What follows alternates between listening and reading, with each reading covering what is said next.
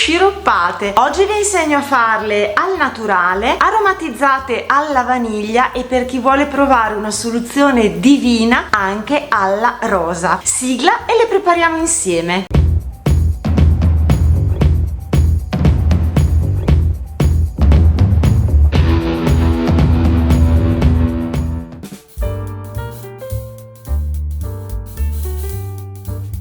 Per prima cosa prepariamo lo sciroppo mettendo acqua e zucchero in una pentola, diamo una mescolata e portiamo a bollore su fiamma alta. Quando inizierà a bollire scoperchiamo, mescoliamo un pochino e facciamo andare avanti per circa 5 minuti, sempre a fiamma alta. Poi, trascorsi i nostri 5 minuti, spegniamo il fuoco e lasciamo raffreddare. Le pesche, un piccolo appunto necessario. Voi potete ovviamente usare tutte le pesche che desiderate, qualunque tipo di qualità, quelle che avete nel vostro albero da frutto, quelle che trovate dal fruttivendolo, ma per avere un eccellente risultato, soprattutto facendo poca fatica, io vi consiglio la varietà spaccatella. Sono quelle che quando si girano si spaccano senza problemi separandosi dal nocciolo. È una varietà che è tra le ultime che maturano in estate, quindi le trovate verso metà agosto fino ai primi di settembre di solito. Poi fate come volete. Adesso continuiamo con la ricetta. Quando l'acqua è a bollore quasi violento e mettiamo dentro le nostre pesche.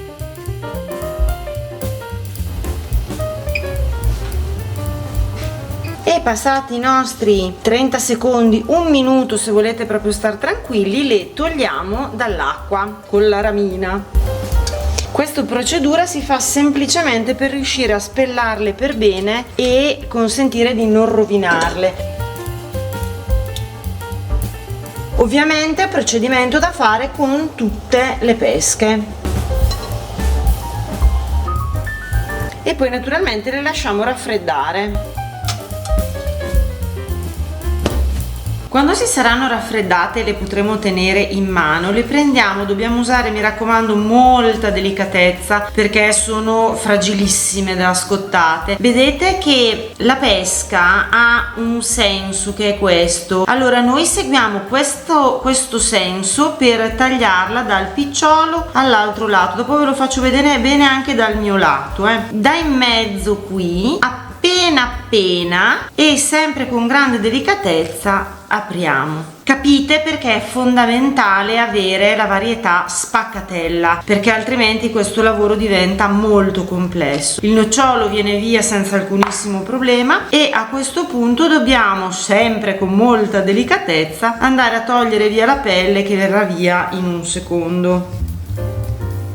Questo è il risultato della prima metà, meravigliosa. Prepariamo prima tutte le metà e poi andiamo a invasettarle in un secondo momento. Vengono veramente perfette.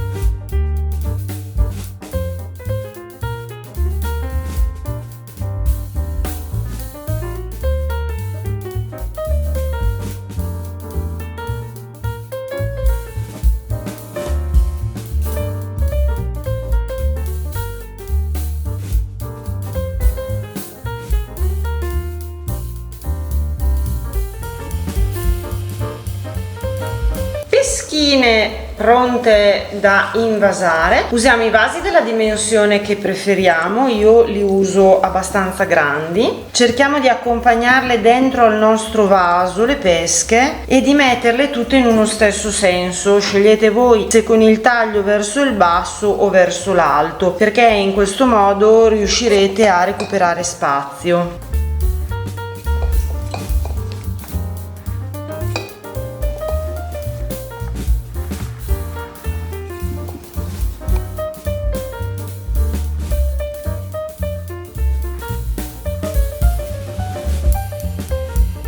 questo è già pieno. Ovviamente non possiamo premere per i pomodori pelati, dobbiamo stare un po' attenti. Questo vaso è già pieno. Queste normali io le faccio nel vaso grande, quelle aromatizzate le farò in vasi un po' più piccoli. Per le pesche aromatizzate alla rosa e alla vaniglia uso dei vasi più piccoli, perché sono quelle che magari uso meno, che comunque sono un po' più speciali e quindi c'è una quantità più piccola di necessità. Prima di chiudere i tappi dobbiamo mettere lo sciroppo. Per evitare di fare 100.000 tipi di sciroppo abbiamo fatto quello base che andremo a mettere subito nei vasi che faremo con le pesche sciroppate che abbiamo destinato per quello classico non aromatizzato. Riempiamo bene fino appena sopra alle nostre pesche. Si può anche mettere ovviamente la griglietta, si rovinano un pochino. Per quanto riguarda invece quelli che dobbiamo aromatizzare, ne aromatizzeremo uno in questo caso con l'acqua di rose e l'altro con un poco di polvere di vaniglia. Per questi procediamo in questo modo: mettiamo prima un poco di sciroppo, poi questo sarà quello alla vaniglia, quindi andiamo a prendere della polvere di vaniglia bourbon. Mi raccomando, assolutamente in questo caso un tassativo rigoroso no alla vanillina. Ne prendiamo proprio di polvere di vaniglia bourbon, vedete, questo sarebbe un quarto di cucchiaino, meno di un quarto di cucchiaino. Lo andiamo a mettere nel vasetto. Potete usare sicuramente anche la stecca di vaniglia, ma in questo caso ne usate un quarto di stecca di vaniglia incisa e tolti i semini. Poi andiamo a colarci sopra un pochino di sciroppo ancora. Questo è il nostro risultato. Dopo nel bollire si distribuirà tutto quello che deve essere distribuito. Quella alla rosa, un pochino di sciroppo, dell'acqua di rose che sia edibile, mi raccomando, e si fa un cucchiaio scarso, lo versiamo sopra. Mi raccomando di non eccedere con gli aromi perché sennò poi diventano sgradevoli. E andiamo a completare con lo sciroppo. Fine. Adesso andiamo a chiudere i vasetti.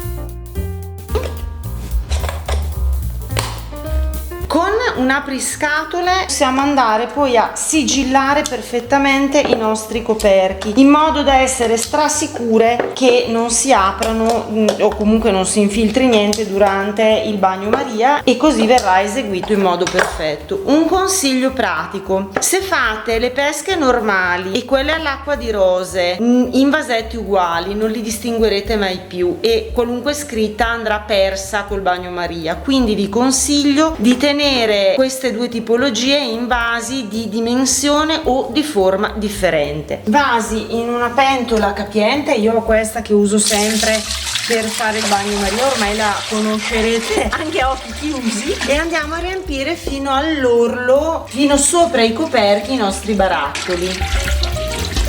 Portiamo a bollore, coperto. Quando raggiungiamo il bollore andiamo avanti su fiamma alta per circa 25 minuti. Trascorso il tempo di bollitura spegniamo il fuoco e lasciamo raffreddare nella nostra pentola fino al giorno dopo. Il giorno dopo togliamo i nostri vasetti dall'acqua, li asciughiamo per bene e poi scriveremo su ogni vasetto il contenuto e la data di produzione.